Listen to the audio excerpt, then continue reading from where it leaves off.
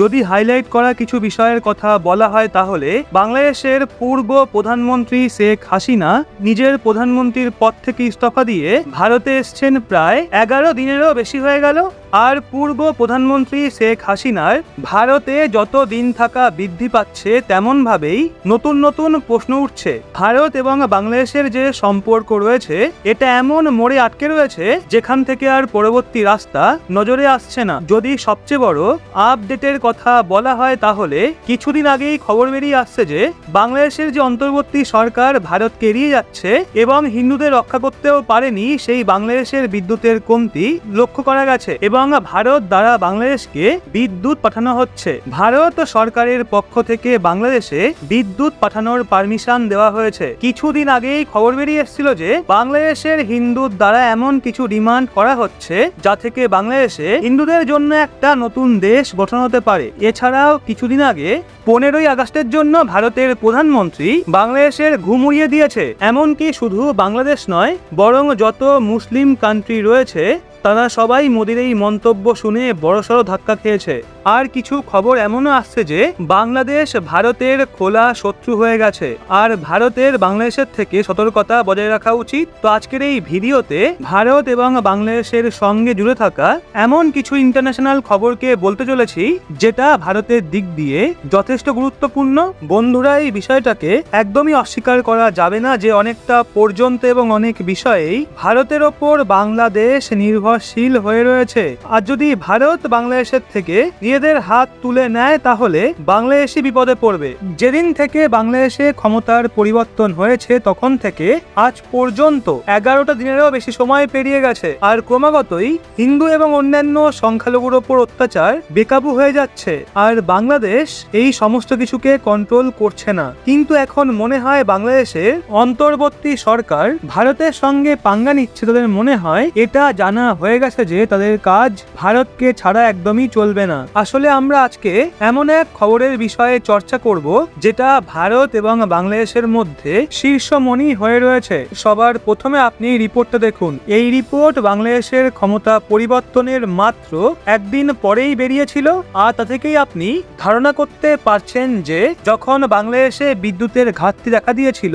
তারপরই বাংলাদেশের নজর ভারতের ওপর পড়ে, কারণ ভারতই এমন এক দেশ যে বাংলাদেশকে বিদ্যুতের সাপ্লাই করতে পারে। আর আপনাদের বলে রাখি এখনো বাংলাদেশকে অনেক বেশি পরিমাণে বিদ্যুতের সাপ্লাই করা হচ্ছে। কিন্তু যখন বাংলাদেশে ক্রাইসিস শুরু হয়েছিল তখন বাংলাদেশের যে ইলেকট্রিসিটি প্রোডাকশন প্ল্যান্ট রয়েছে সেখানকার কর্মচারীরাও আন্দোলনে যোগ দিয়েছিল, যার কারণে বাংলাদেশ তার প্রয়োজনীয়তার হিসাবে বিদ্যুৎ উৎপাদন করতে পারছিল না। আর না কেবল কর্মচারীদের কারণে প্ল্যান্টকে অপারেট করতে সমস্যা হচ্ছিল, বরং দেখতে গেলে এর সবচেয়ে বড় কারণ এটা ছিল যে বিদ্যুৎ উৎপাদন করার জন্য যে কয়লার ব্যবহার করা হয়ে থাকে সেই কয়লা বাংলাদেশে পাওয়া যায় না, কারণ বাংলাদেশ এই কয়লার জন্য বেশিরভাগটাই অন্যান্য দেশের ওপর নির্ভরশীল থাকে, যেখানে বাংলাদেশ তার বেশিরভাগ কয়লা ইন্দোনেশিয়া, সাউথ আফ্রিকা এবং অস্ট্রেলিয়ার মতো দেশের থেকে ক্রয় করে থাকে। আর ভারতের প্রতিবেশী দেশ হওয়ার কারণে কিছু কয়লার এক্সপোর্ট ভারতের দ্বারাও বাংলাদেশে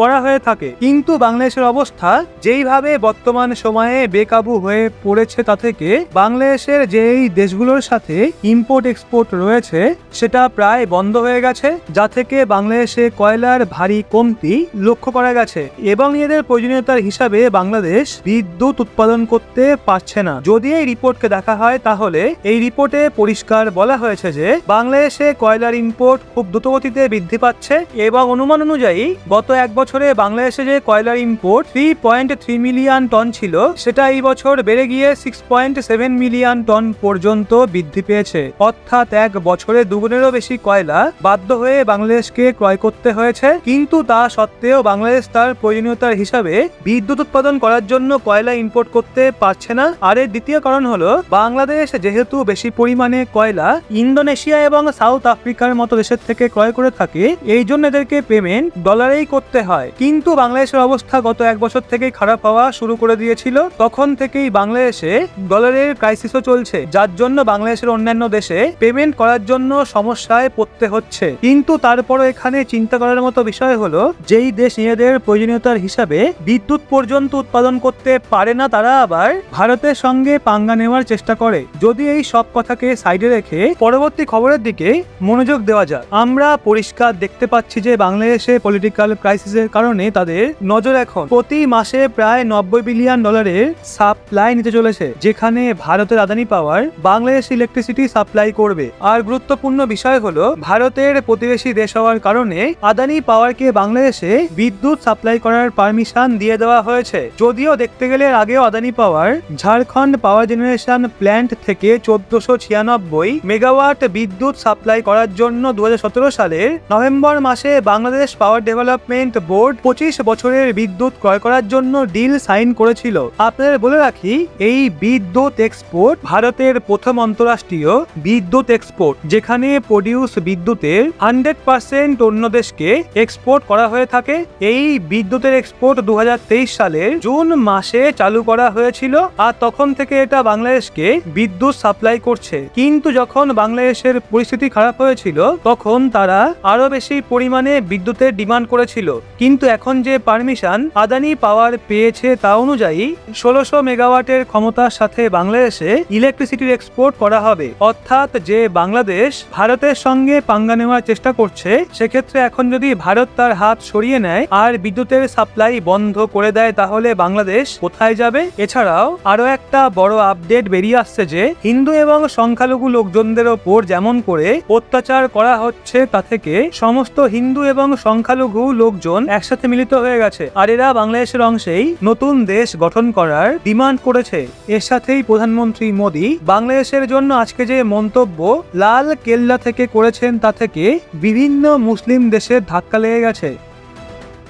बांग्लादेश में जो कुछ भी हुआ है, उसको लेकर पड़ोसी देश के नाते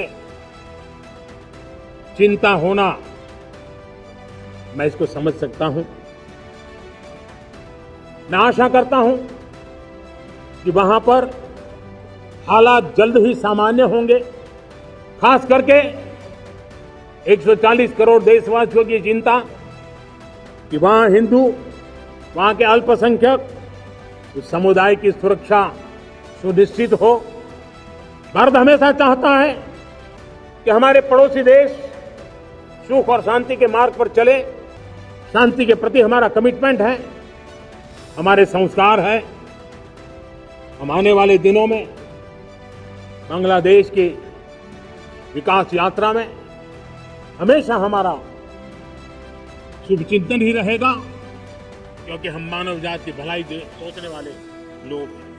বাকি আপনাদের কি মনে হয়, এই সমস্ত কিছুর পর বাংলাদেশে হিন্দুদের বাঁচানোর জন্য বাংলাদেশের সরকার কোনো কি বড়সড় পদক্ষেপ গ্রহণ করবে? হ্যাঁ অথবা না, নিজের মতামত কমেন্টে অবশ্যই জানান, এবং ভিডিওটা ভালো লাগলে অবশ্যই লাইক দেবেন। আর এরকম লেটেস্ট লেটেস্ট ইনফরমেটিভ ভিডিও পেতে চ্যানেলটা সাবস্ক্রাইব করে আমাদের সঙ্গে থাকবেন।